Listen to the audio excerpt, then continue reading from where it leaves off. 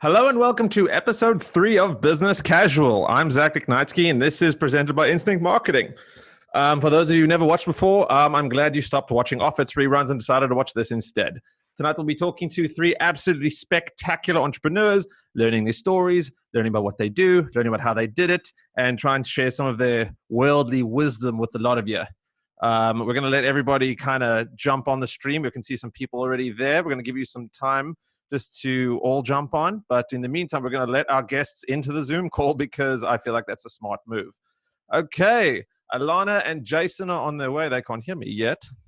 Alana, Jason, can you hear me? Yes, I can. I can hear you. Absolutely spectacular. Welcome. John Wallace, are you there? I'm here. Can you hear me?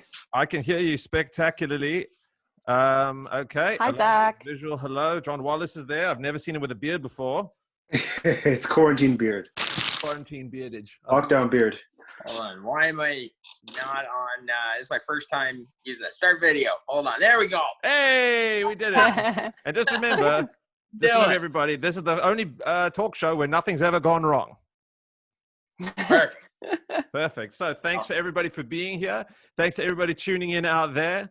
It's going to be an absolutely phenomenal show. I use a lot of the same exclamations a lot. So yeah, get ready for that. It's going to be great. So firstly, everybody doing good? Everybody feeling good? Yeah. Phenomenal. Okay. So we're going to start out with my first portion of the show, which is what I like to call, who are you and what are you doing here? Okay. So why don't we start with John Wallace? Who are you and what are you doing here? Who am I? I'm John Wallace, aka Jib. That's my artist name. I am an artist, songwriter, producer, and I'm here to talk about kind of how I'm doing what I do during this time that we're in with this health crisis and how that affects my work. All right, awesome. And so Alana, is it Alana? What do you prefer? It's Alana. Alana? That's fine as well. It's fine. Forgive me. Suave. Clearly, English is not my first language. So tell us. Either is fine. Alana, who are you and what are you doing here? I'm Alana McCarthy, and I'm an illustrator, designer, and letterer. And I'm here to chat about how I'm keeping my business going during these pandemic times. Awesome. That's why. That's exactly why I thought you'd be here. So Jason down there, and I say down there because you're immediately beneath By Square. Tell us, who are you and what are you doing here? My name's Jason Sulyma. I'm one of the owners of Northdog Wood Co. We're a furniture design company, and we also have a sort of maker DIY side of our business where we sell all the supplies, slabs, all that sort of stuff. And I'm here to talk about business, COVID-19, dealing with ambiguity, all that wonderful stuff. Phenomenal. By the way, just to sum it up for anybody who missed the introduction, we have 3 people here who are just generally more talented than me. Doubts. Okay. So let's get us started. So firstly, we want to learn about you and the business and who you guys are and those kinds of things. So let's get you a little bit of a background. How did you get started? Tell us about the business. And we're going to start by figuring out who's going to go first. We're going to play a little game called Is Your Name Jason? Ha! It's a good game. Easy game. Great game. All right, hit me. All right, so Jason, tell us all about your business and how you got started. Okay, so I gotta abbreviate this because I don't want to go into long stories. But I worked for a good 10 years as a musician, and I also worked for Apple. And stopped touring and stopped playing with the band. Needed to find something as a creative outlet before I went insane. Built a couple things. One thing led to another. A couple orders came in. Met somebody who was a welder. We started a business together, which is this business. Sort of orders started picking up. We got asked to do a restaurant, sort of bar right away, and had to register for HST, GST, all that sort of stuff that I didn't realize was even turning into something. Business started, bada bing, bada boom. I was working with my hands, something that I hadn't done ever really, and now it's about 5 years later, and the business has grown and gone through a whole bunch of different stuff. And yeah, now I'm here. That's it. Amazing, amazing. By the way, if anybody who wants to know just how good he is at what he does, he made my dad's kitchen table. Nice. It's a beauty. Map It of is Pearl, spectacular. gorgeous Italian map of Pearl. Really, really nice stuff. That's gorgeous. That was a really nice table. That is very nice. I also like that you had all the notes about the table written on your hand for reference. Yeah, it's an Italian map. So, John Wallace, why don't you tell us all about your biz and what you do? Yeah, my business is the music business. I started in my room, as most people do these days. I've, been trained in how to play several instruments, keys, guitar, trumpet, growing up, and also dance and vocals. So, kind of just started taking it to a professional level in the last few years. Left my sort of other career in marketing, and now I'm combining the two of them to kind of, enter the music business and do that on my own. Awesome. Hear that, everybody? He left his career in marketing, and now he's way more successful. On the way. Using all the skills, though. Yes, using all the skills. Right. Yeah, thank you for trying to console my poor little childlike heart. Okay, and Alana, so tell us all about your business and how you got started. Yeah, for sure. Well, I knew I wanted to be an artist since I was in kindergarten, so I followed that path. I went to a specialized art high school. Then I went to OCAD. I graduated there with honors, and then I got picked up by an illustration agent straight out of school. So they kind of got me some big clients, right? Absolute Vodka, Scholastic, all kinds of big names. So I hit the ground running, did that for 8 years, and then the recession hit. So I also had a 1-year-old kid at that time. So I fell into a full-time job at the animation company Nelvana. I stayed there for 8 years, had another kid. So and then as I rose in the ranks, it got less and less creative, and I decided to leave and pursue freelancing again.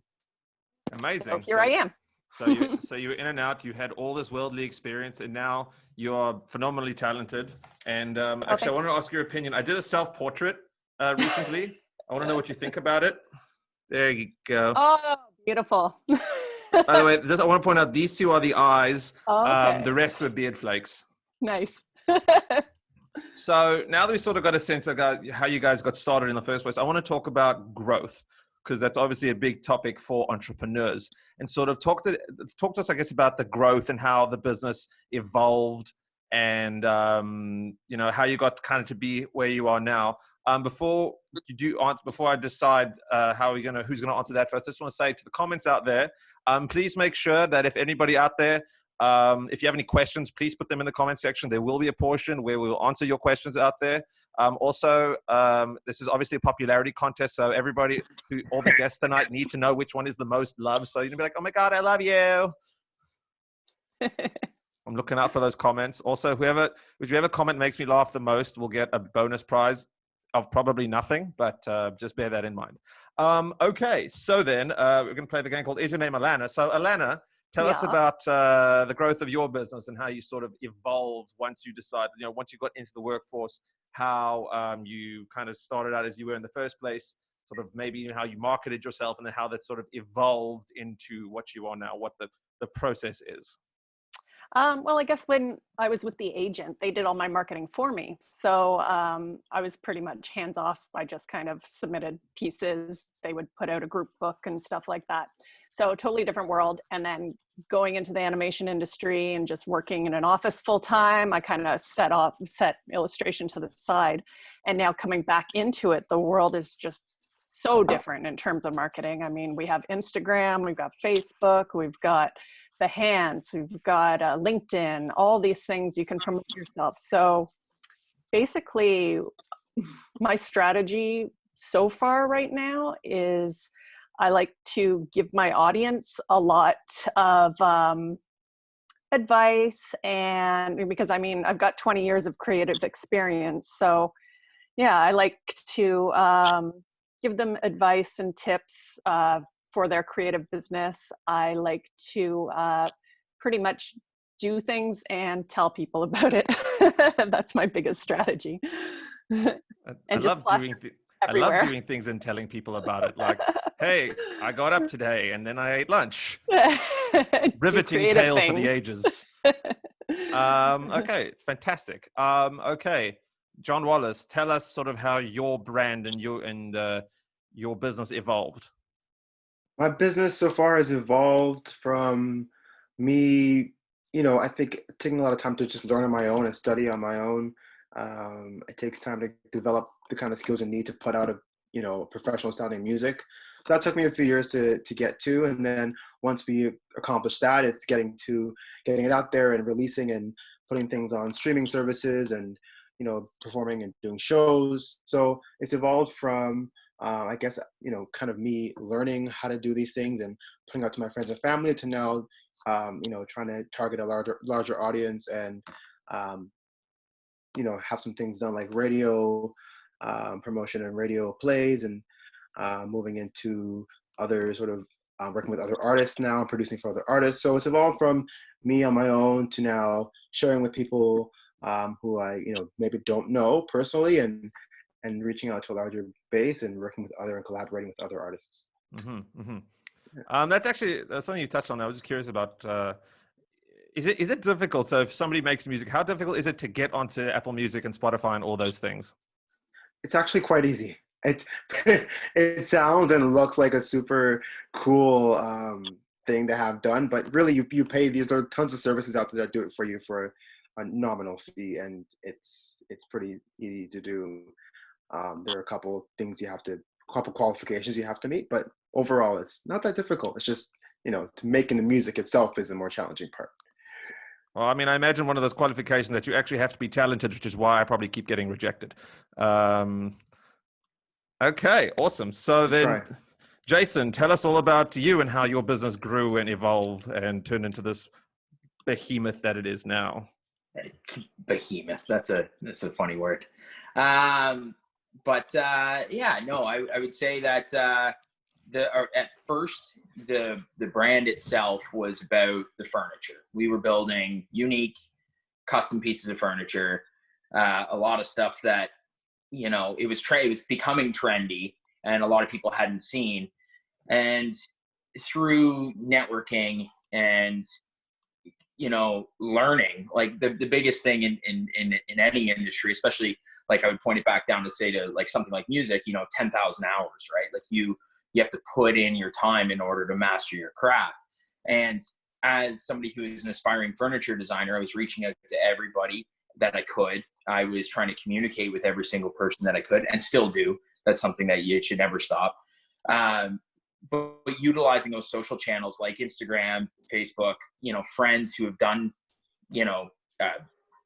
anything that I would find would be useful to pick their brain and to hopefully I could provide some sort of wealth and knowledge back to have those conversations. It's a matter of driving from, I moved up to a little farmhouse up, just north of Kingston, and about 3 times a week I was driving down to Toronto to meet people for business, whether it was a client or whether it was another maker, to just learn. That was evolving the craft, but at the same time, I didn't even realize that it was creating a big social network. And that network, as soon as we flipped the switch into opening up a full-blown retail store and the plans of what we wanted to do with growing the community here in the Durham region where I am, and towards GTA, there were a lot of people that bought into that right away because of the relationships that were established. Like the signs of growth. And what happened there was we opened up a store and people were coming from all over Ontario to come in and even help us get the store open. And then once it did, that support just kept going. And so I think the biggest thing that I could, kind of take from all of that was that the networking and just the humility and showing that humility and saying like, somebody might look at me and say that I'm good at what I do, but I'll never be what I think somebody else is. And that's kind of how that goes. And constantly wanting to learn and evolve kind of led this down this path here now where, I'm supplying pretty much like a very large body of, of geography for all the supplies and the slabs and all that sort of stuff. Like we're the only store out this way that does that. And we're busy because of it, but a lot of it's because of that kind of that family and that community that we've created socially through Instagram and all that sort of stuff. So, and that's why we're here, right? Exactly. The same thing. We've created that. Exactly. You sort of create the space and then you utilize it to the best of the abilities of everybody around you so that you can sort of almost create a synergy, for lack of a better term. Absolutely. And in my industry is it's tight knit, but at the same time, it's a growing, like a very, very largely growing industry. And a lot of people are really, interested in it. So the DIY aspect, having that towards the business, that has, just launched our growth, like just humongous. Launched the growth. Right. And you touched on something really interesting I want to talk about. It's something we often talk about on the show. And when I say often, I mean, this is episode 3, is brand. And so I want to learn about sort of what you guys, from your perspective, what you guys' brand is and how you develop that. And if, let's say, your business took off to like a $10 bazillion company, what would be, I guess, in addition to the brand, a culture that you would want to, I guess, instill in the company that's a $10 bazillion company? So Alana, why don't you start us with that one? Oh, that's a big question. So I pretty much have 2 brands to myself. So I have Alana McCarthy Creative, which is more my illustration, my serious stuff. I do a lot of like packaging, illustration, book illustration, stuff like that. I tend to be very open with my social media, and I talk a lot about mental health and stuff like that. And I think as a creative, like, we definitely are more in tune with our emotions, I guess. So I kind of put that into my branding, and just being very genuine. And then my other business is Geeky Pet, and that's I paint cats and dogs dressed up as pop culture icons. So for that one, my branding is more fun and funny, and pretty much I draw until I make myself laugh. So I guess positivity and making art that makes people smile. Okay, awesome. And so if that's sort of, let's pretend that was now like a massive corporation, what sort of, within those brands, what sort of culture would you want to have in the office, that in your fictional office, where you've got all your employees? What's the culture you would want to build out from that? Oh, definitely a culture of positivity and openness, and yeah, I don't know. Sorry, thinking back to my office experience, there was a lot of secretives and stuff and backstabbing, and I wouldn't want that. Lots of, fun and lightness and openness and trusting in people's talents and letting them grow and not micromanaging. I would like to take a moment to say that Caitlin Stephen is telling you that you are a star and a strong and real woman, and she says you should have a cat culture, and then just says cats. Thank you, Caitlin. Open cat concept offices, she says. Oh, there we go. Yeah. I think everywhere a cat is, it just becomes open concept by default. Okay, so Jason, tell us all about your brand and what your culture would be, if you took off to the moon. It would be the exact same thing that it is right now. And it's a twofold 50-50. We want to build really cool stuff that people look at and they go, how the heck did you do that? And doing that with designers and what we do now, working with interior designers, working with businesses, people who have mission statements that I can build things that match that. And I want to put people in on. I want people to walk in and touch the things that we built and to admire them. And then the other 50% is I would like to keep carrying on a culture of mentorship, education, teach people to feel empowered, to want to build, to make things for themselves. Because there's nothing quite like the feeling, whether it doesn't matter what art, we're all connected on the same way, whether that's music or visual art or creating art. Once you make something and you step back from it, that level of pride that you have when you do that, I want everybody in the world to feel that. And if I can play my part in helping mentor people to explore that side in a world where a lot of people feel discouraged to do that. If I can play some sort of part in helping people create, then my business will be successful because I will feel like we've done a good job. That's my definition of a good job. So that's the DIY side. And then the other side is just keep building kick-ass shit. So pardon my language. Yeah. There might be children listening. Won't someone please think of the children? Also, you don't have a 7-second timer or anything where you can bleep me out? Yeah, beep. Oh, God dang it. Also, Sasha wants to know, Jason, if there is a Northdog dog. Well, so I think Sasha may have met Peyton before. That was the inspiration, sort of Northdog, but Peyton is no longer. And we're rescuing a dog, Bo, but I don't know if he's around here. I don't think so. I think he might be out for a walk right now. But yes, we're fostering a dog. The short answer is yes. That's awesome. There also is an instinct marketing dog. His name is Baloo. You may have heard him in the background barking at nothing. I've met him, I believe. He's a wonderful boy. Please believe. If you met him, you know if you met him. Is it the Aussie Shepherd? He's the one that looks like a jumble of everything with blue eyes. Right. Yes. Gorgeous dog. As much as I'd love to keep talking about Baloo, I would talk about Baloo for 3 weeks straight. So, John Wallace, tell us about your brand and what your culture would be. My brand is entertainment. It's fun. It's memorable. It's experiences that you don't forget. And my kind of goal overall is to inspire others to be creative, to create as well. If I had an office, it would be all those things. It'd be fun. It'd be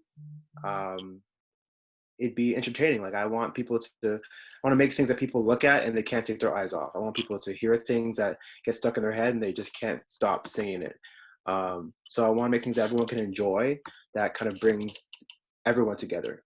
People who might not have the same experiences or backgrounds or even speak the same language, I want them to be able to enjoy whatever product I put out there. I want to make things that are universal. Mm-hmm. That's great. I mean, at the end of the day, we all want to make something there is something for everybody, whether it's art, music, or really nice tables. You want to create something that anybody will just look at, and you can't always make something that everybody's going to like, but you want to make something that everybody could like. Yeah, exactly. Awesome. Okay, well, jolly good then. So let me ask you a little bit of a different question. But before I do that, I just want to tell you that Katie Saccharin, Wallace, she wants to know what kind of snacks you'd have in your office. Oh. So, I mean, I personally eat vegan, so I'd have lots of vegetables and fruits. But what do I like to snack on? Do you remember the snack My guilty pleasure is this kind of lame, like corn chips, like tortilla chips. Like I have a thing. That's the least guilty pleasure ever. That's what I'm saying. It's a little embarrassing. Corn chips and just plain ruffled chips. You put anything on them? Do you put anything on them? Not even. I just let them just dry. Not even hummus? Exactly. Honestly, unsalted is even better. I like hummus. You know what you are? You're like Ned Flanders. You're like Ned Flanders when he has like a piece of white bread and he dips it in water and that's his snack. Yeah, I like plain food. I like nachos though. If we can make vegan nachos, I'm into that. Yeah. Nachos are I had pretty nachos great. Tonight. Cinco de Mayo. Must be right. It's Cinco de Mayo. Cinco de Mayo. Cinco de Mayo. Happy Cinco de Mayo. Also, May the 5th be with you. Mm-hmm. Hi, Katie. Sorry. Okay. So next question. Bit of a gear change here, but just in terms of, I want to know sort of what you guys were like, back in high school and sort of where does your sort of high school self fit into your current business model? And we'll start this one. Who hasn't started yet? Jason, we'll go back to you. You haven't started one in a while. All right. Yeah, no, I was into a lot of sports. I was into a lot of music. I played in a band. I did, pit band, school leadership, all that sort of stuff. So, I mean, I think it was definitely a surprise to a lot of my high school friends when I started this company because they were like, dude, you were the most, artsy fartsy kind of sports hybrid guy. We didn't think that you would want to work with your hands, if anything, they thought that, they knew me for touring and playing and all that sort of stuff. So they I think they probably thought that I was just more into entertaining than or entertaining and building an empire than I was actually building anything with my hands. But yeah, I don't know. I think if I actually plotted out on a graph or if I were to look at this and I'd watch the timeline, I think it's kind of fitting. I think it's one of those things where it's I've always been never settle kind of thing. Always learn a different skill. And if I were to put myself back then, I didn't know how to finish anything. I started everything, got to a point where I felt like I was good at it and where other people would acknowledge that I was good at it. And then I just moved on. And I think that this is that monumental part of my life and that trajectory where it's, it's a sign of maturity, and it's saying, look, you can be good at stuff your entire life, but at some point you got to get really, really good at something.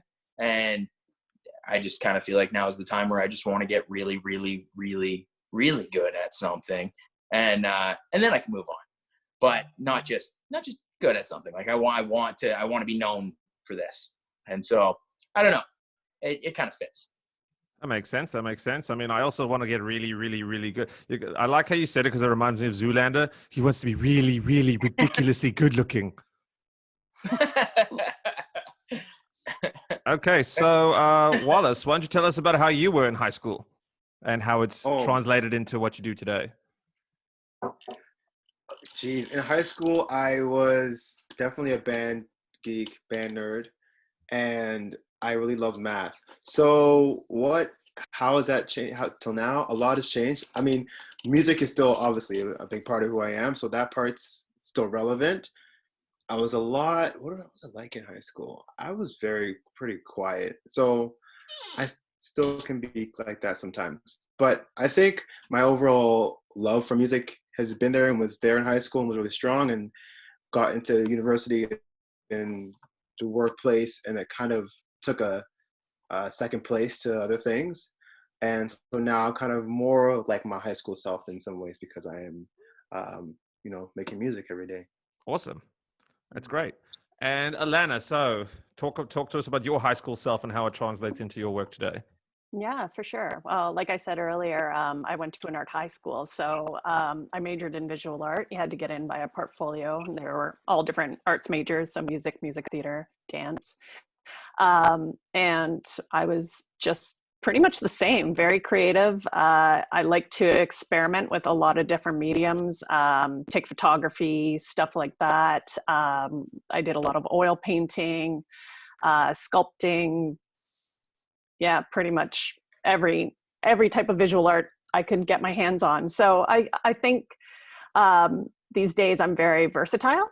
So I still kind of bring that into my art. I'm trying to rein it in a little bit more so that I have a distinct style, as it's easier for art directors to figure out what they're getting from you if you have a distinct style. So, but I'm still very versatile in terms of I can do graphic design, I can do design for toys and animation, but I also have my illustration.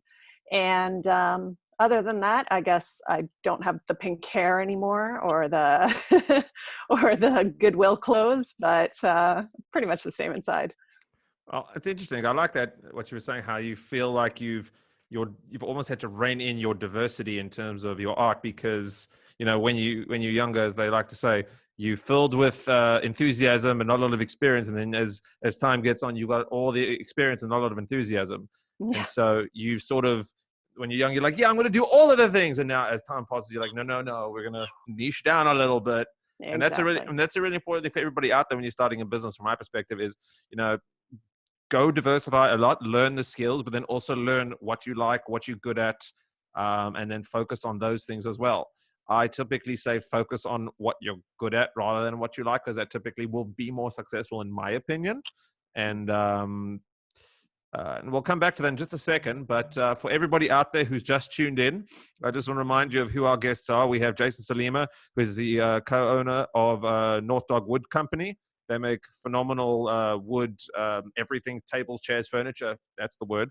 As well as they work on the DIY stuff. So if you want to go make some phenomenal furniture, they will help you with all of that. We have Alana McCarthy, who is a graphic designer. who has Alana McCarthy Art. That's her main company. She also has Geeky Pets. She will make your dog or cat look like a superhero, which I'm so tempted to do. I can't begin to tell you. And then we have John Wallace, aka JIB, who is a producer, musician, dancer, just all-round musically talented person. Okay, so the next question I have for you, going off of what I said, do you feel like it's more important to focus on, from a business perspective, what you're good at or what you like to do? And we'll start with John Wallace on that one. I I believe that if you like something enough, you can become good at it, and that's just my personal like philosophy, and that's what's worked in my experience. I tend to like things that I feel like I have potential at, so then I found myself doing, able to become good at things that I might not have been good at because I like it so much. But also like I couldn't be if I really, there are some things that are definitely but not in my wheelhouse. But I think it's important that you do what you like and do what you love, because I think it's important to be fulfilled. There are things that I am good at that I just don't like doing anymore. And I've had to just say, sorry, although people might be asking me to do it, I just don't enjoy it. And I think it's been more important for me to do what I like, from a personal perspective. But from, if we're talking business, I understand kind of niching down to what you can execute at really well and doing that, and maybe things that you enjoy doing and you're not so good at it as a business, you can kind of make it, have it be a secondary option that you might have, and maybe it's not your, focus. So that's an answer for, two different worlds. But no, it makes sense on both sides. Whereas I feel like it depends on what you do, at least from the way you're describing. Because I know, like, for example, in university, like in high school, I really liked history, but then I got to university and turns out I enjoyed it, but I wasn't particularly good at it. I was good at for the teacher that I had. And then when I got there, like I couldn't write a history essay to save my life. Whereas like acting classes often made me want to tear my hair out, because it's just a lot of like breathing. There's a lot of breathing. And I was just like, this is so boring, but I would get an A every time because I was good at it. That was not like a backdoor brag at all. Please believe me, I'm not going to brag about getting an A in a breathing class. But classes for that? no, it was called voice and speech. But yeah, Alana, tell us, what do you think's more important to focus on business-wise? What you're good at or what you like? I think start with what you're good at and narrow it down into what you like, because I found to avoid certain things in my portfolio. So if I don't like drawing, say, cars, I'm not going to put a picture of an illustration of a car in my portfolio, because I don't want to get hired for that again and again and again. So yeah, I mean, you have to enjoy what you're doing, or else why are you doing it? I mean, I just think it's funny that we all three of us ended up in corporate jobs and ended up leaving because we were all unfulfilled on some level. So yeah, you got to love what you do. It's true. That is a great way to put it. Also, I just want to say that there are two Amalias watching. One of them said hi to me, so hello. I will try to say hello to everybody as I can. My sister wants me to remind us that some of us love voice and speech. And so yes, Jason, what do you think is more important to focus on business-wise? What you're good at or what you like? First of all, Alana, that was a really good answer. Thank you.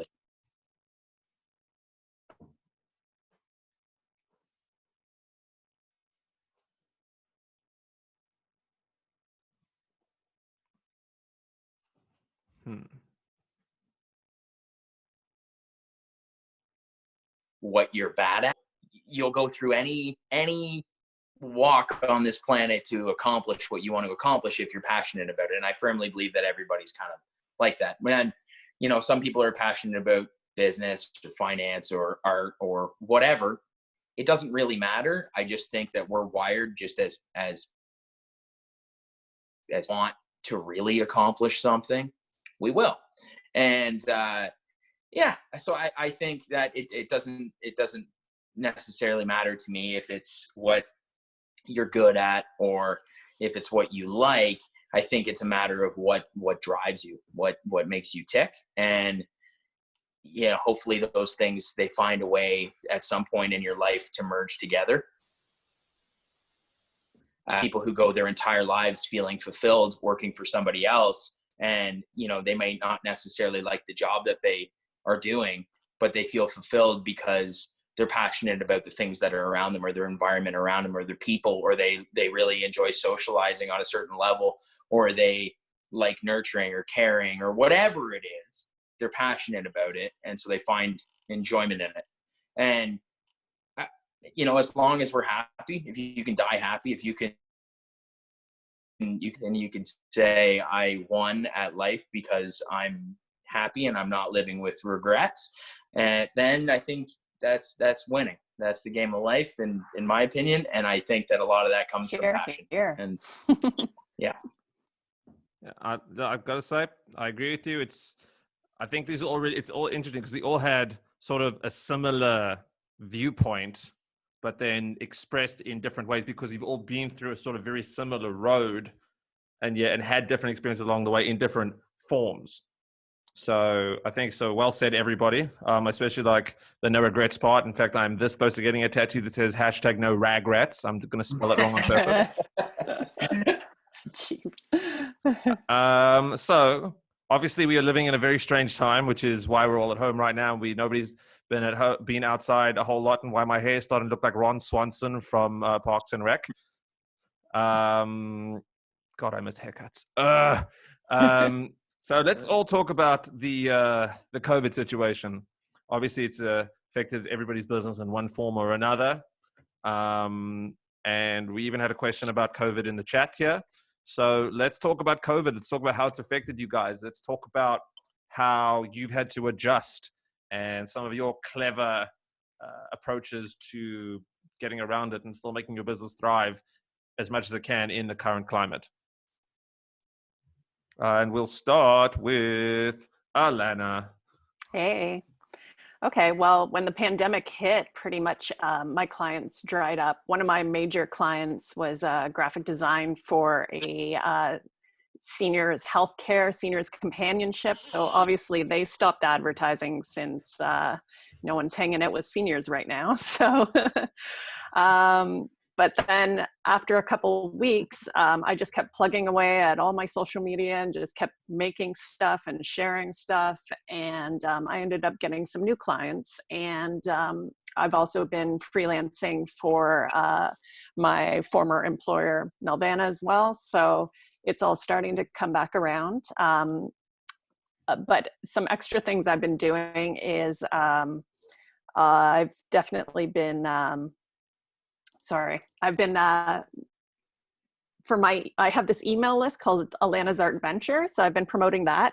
And every 2 weeks I send out kind of an assignment for people to increase their creativity, and especially with people stuck at home.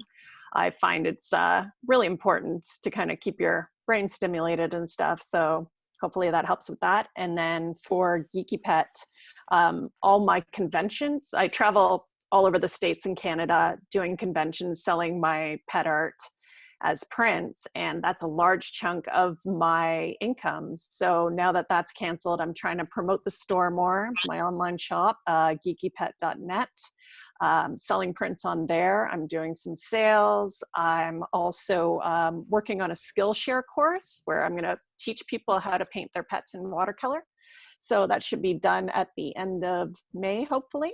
And yeah, just trying to keep myself busy during the downtimes as well by learning new skills, especially on Skillshare and stuff. Awesome. I love that you found a way that despite all the challenges you've already got, you found ways to connect people in different ways and sharing skills. I assume when you say you teach people how to paint their pets watercolor, you don't mean physically putting the paint on the pet. No, let's hope not. Okay, this I just want to clear that up for everybody else before somebody has like a white cat and starts painting it for some reason. Clarification is key. Okay, so Jason, talk to us about how Northdog has been affected and what you've been doing to combat that with all your clever solutions.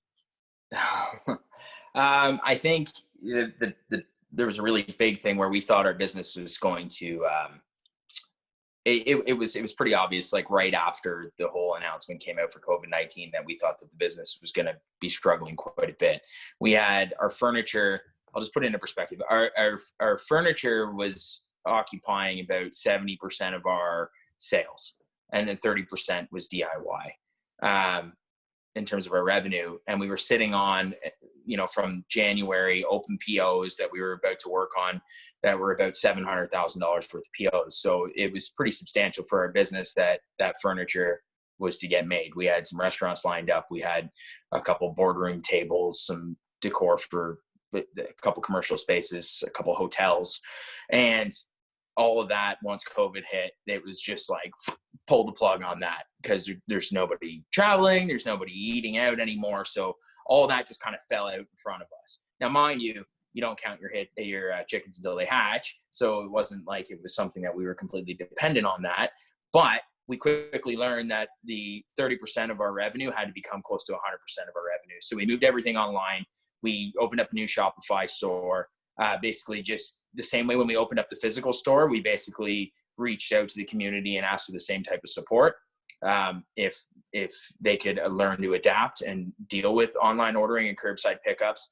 We service a good community of, I would say, about 400 and something returning customers that are constantly, purchasing from us. And so to kind of ask them to kind of join what we created was a humongous part. And now with everybody having that downtime, creating that platform was the smartest thing that we could have done, because we've watched our business go to almost 100% online. Now we still have furniture orders, and we still we've been pumping out, quite a bit, but it's just myself in the store right now. I don't have anybody else. The odd time, if it's something that I physically can't lift it because it's 1,000 pounds, of course I need some help. And, some people come in and help me move around some of the stuff or deliver, some of the furniture. But for the most part, it's just myself in there dealing with everything. And it's a lot, but it's forced. It's kind of like out of necessity. Things spawn out of necessity. And it's forced us to kind of deal with this and move our business to be DIY focused. And that I wouldn't say it's a bad thing. It's definitely not a bad thing. It's just different. And I got asked by somebody who's a mentor of mine the other day, and she said, "Are you happy with how things are going with the business? Like, we see that you're successful, right, in this transition, because there's a lot of companies that are going completely belly up, and ours is now, our numbers are growing." And it was a loaded question, because I miss a lot of things about what it was like before COVID-19. I miss building with the guys that were in there building with me. I miss my business partner being next to me, designing things, and us working and hashing out all the plans and everything. But the fact of the matter is that it's changed for the time being, and I don't know if it's permanent or not, but I'm enjoying the challenge, and I'm enjoying finding a way to create success and to keep supporting everybody the best that I can. And it's exciting when you are challenged. It's that fight or flight, and it's always fun fighting. So, I don't know. That's my answer. That's great. Listen, I mean, you're saying things born out of necessity. I mean, you were telling me you're like slogging your guts out, inventorying everything, and like the most like time consuming jobs that like none of us like to do, but it's part of business. And sometimes you got to do it. Wallace, before I come to your answer, I just want to say two things out to the crowd. If anybody has any other questions they want to chuck in the chat, now's the time. Because once John Wallace finishes his answer, we will go into the chat questions. Also, Katerina Liviera says, Alana is a great teacher. Oh, thanks. Okay, so Thanks, Katerina. Last warning for questions. Okay, so John Wallace, talk to us about your COVID situation. I believe you've actually got a project that was dedicated specifically to the sort of the stay-at-home movement. Yeah. So in terms of my actual workflow and the services I offer, I thankfully do the production, the songwriting, the mix engineering, all that on my own, the recording and all that. So I can still work and get music out there and put out content, which is really cool. But COVID has really definitely affected the content that I create, the kind of things that I'm saying. I had some songs planned for release, earlier this year. And once COVID sort of happened here in Canada, new ideas, new songs started coming, and I could only write about what was happening. So I wrote a song that was about people having a good time, even though they're alone and, we're on lockdown and they have to be isolated. So it was called Party at Home. It is called Party at Home. And played it for some friends. They really enjoyed it. So I pretty much pivoted and called my whole EP Party at Home, focused on that song, and got a lot of really great response on it. I think it's obviously because of the relevant message, and it's great because that wouldn't have, happened if it wasn't for this crisis. So, I mean, the crisis isn't great at all, but artists, I think, are really important in times like these because they are able to translate that sort of, whether it's fear or pain or anxiety, into something that people can relate to, and it becomes sort of therapeutic. So, at least for people who have heard that song and had some friends do a dance video to it and some other friends dance along. So I've had a lot of great feedback that it's made them feel better in this sort of time. So COVID's been a source of inspiration in a weird way for me as a songwriter. I just want to say he is kind of playing it down. His Party at Home dance is basically a meme at this point. I keep seeing it pop up, and I'm like, oh, look at that! That's the party. Oh yeah, that's the Party at Home dance. That's the Party at Home dance. Okay, so all great questions. I think for everybody out there, it's really important to know that if you're thinking about starting a small business or an entrepreneurship or a startup or whatever you want to do, even in this current climate, there are things to do. If you have one going already, don't feel like you're stuck.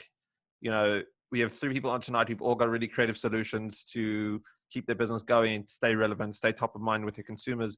But it was spawned out of necessity. It was spawned because of the situation we're in. So don't feel like you're out of options. There's people like me out there who will talk to you and help you figure out a plan, or, talk to somebody else. Everybody's talking about asking an expert, talking to somebody who you feel very confident in, and they will help you because, unless it's a direct competitor and the person genuinely feels you're taking money out their pocket, maybe they won't. But in general, when you're just starting out, people do tend to be pretty helpful. So just don't be scared to ask questions. These people have been where you are and they kind of want to help you because they remember being you, or at least they should. Anyway, now we are going to the Q&A from the crowd. So Katie Saccharin, she had the first question of the night. So we're going to go to that one first. And it's quite a meaty one, I'm telling you right now. So she says, how do you guys manage to stay passionate about your art while still making smart, strategic business decisions? Do you ever find there's a conflict with managing your creativity and managing your business? And we are going to give the first one to John Wallace. That's a fantastic question. Yes, the answer is yes. It is difficult. It is challenging. Personally, I took some time off. I was able to do the whole move back home thing and go to my parents' basement and live there for some years to just develop and work on my craft. Took a big hit for myself to just, go back to, leave my independence and sort of manage,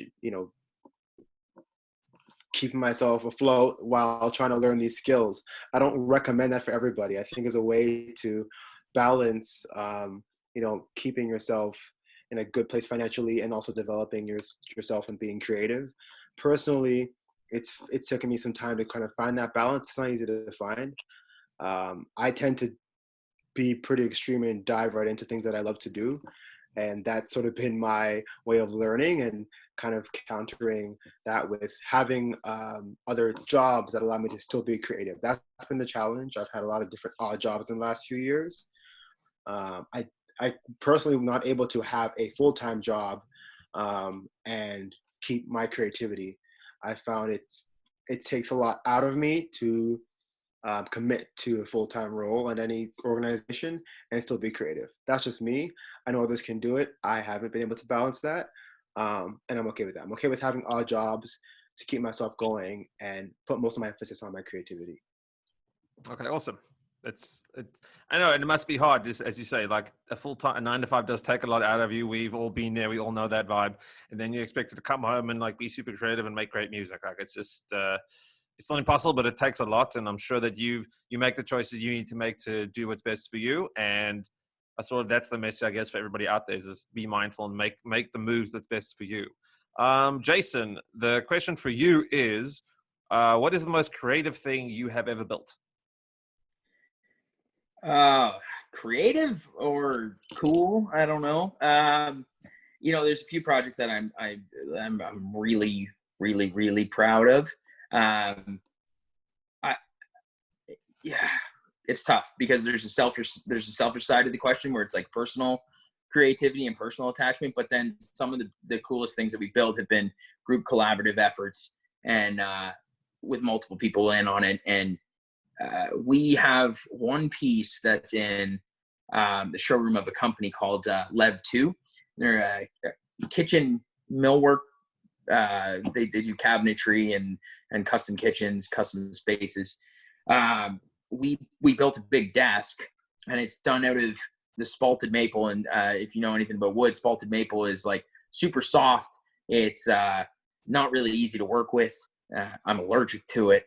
But it takes a lot of work. And this desk is humongous. It's 12 feet long, single slab. And then there's a second tier that wraps around in an L that's 7 feet. The whole thing's done out of steel, geometric steel. And we did like an epoxied CNC logo on the front that's all backlit.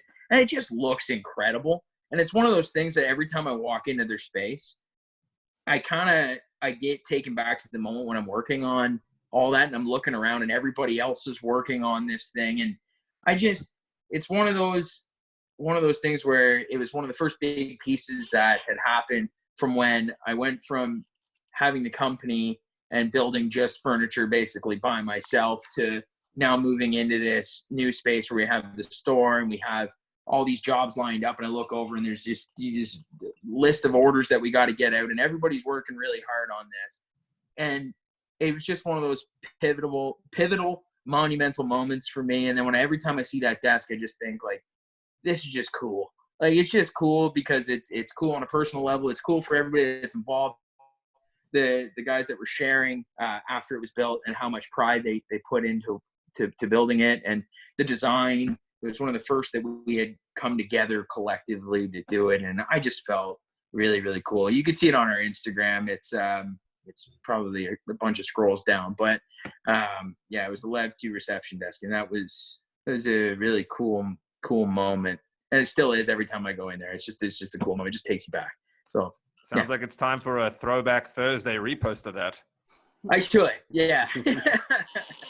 Okay. And Alana, the last question for you before we move into the final section of the show is, talk to us about a project you did, I believe, was with New Balance. That was a pretty cool project that you worked on. New Balance. Was it New Balance? There was I believe there was like there was a massive mural. I might be getting the brand wrong. Let me double check my notes here. I know I did. Are you talking about the live painting that I did? Yes. Okay. Yeah. It was with Coca-Cola for Fruitopia. Mm-hmm. Sorry. And it was, no problem. And it was pretty cool. They had me paint live in Dundas Square on this massive canvas. So I did that all day. And then they flew me out to Montreal, and I painted another massive canvas out there. So it was a really cool marketing stunt. So while I was painting, they had musician playing. They were promoting their Fruitopia new flavors. So they were giving those away. So it's really cool marketing stunt to be part of. Okay, awesome. And sorry, the other question for you was, so you said that you still freelance for Nelvana despite kind of doing your own thing. What's the best way to sort of leave a job to go do your own thing, but then at the same time still maintain the relationship that you can still, go back and work for them? Well, don't burn bridges. I mean, my leaving there was just a personal decision. I just had enough of emails and spreadsheets and telling other people how to be creative. I wanted to be creative on my own. So I just let everyone know I'm going back to freelancing. And if you need my services still, I'm good at it. I know your brands, and feel free to hire me anytime.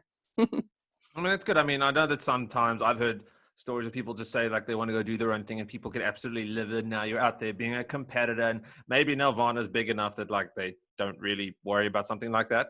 But I've definitely heard some horror stories, so I'm glad you didn't have to deal with that. But now it's time for my favorite section, 30 seconds. So each of our wonderful guests has been given 2 cards. For those of you tuning in for the first time and never seeing how this game works, it's very similar to Taboo, where everybody has a card and they'll be reading from the card. There's 2 sides, yellow and blue, and you try to read as many of them as you can in 30 seconds. Now, you can't actually say what it is. You have to give a description. You can't like do rhymes with, but you can say like not east but west, or not up but down. So you can do opposites. So I'm going to do a practice round so that everybody sort of has a sense of how it goes. And then if you don't know something, just skip it, and you can read from either side as you're going. All right. So I'm going to time. Hold on. Yes. What happens if it's in my phone and I'm on my phone right now? So we just won't see your face while you're doing it. Okay. So if you want to cheat, that's a prime opportunity. Okay. So here we go. I'm going to start the clock. This is just a practice round. 3, 2, 1, go. Where the White House is. Washington. Correct. Where Harry Potter goes to school. Hogwarts. Okay, correct. The guy, he's married to Wilma. His dog dinosaur is Dino. Fred Flintstone. Correct. Okay, it's a Japanese car brand. There's a Corolla. There's a Camry. Correct. Yeah. Okay, it's the movie Nobody Puts Baby in a Corner.